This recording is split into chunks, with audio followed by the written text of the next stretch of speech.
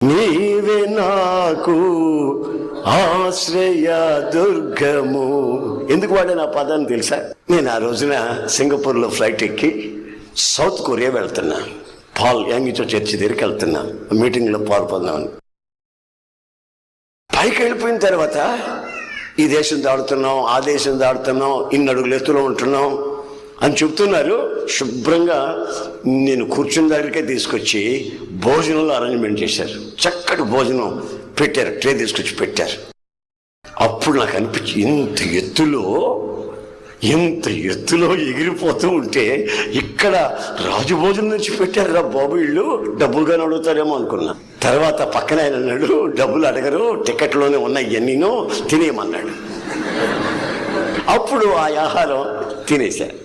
తిన్న తర్వాత నాకు సంతోషం ఎక్కువైపోయి, ఇక్కడ ఉంటేనే ఈ సంతోషం, ఈ ఆనందం అయితే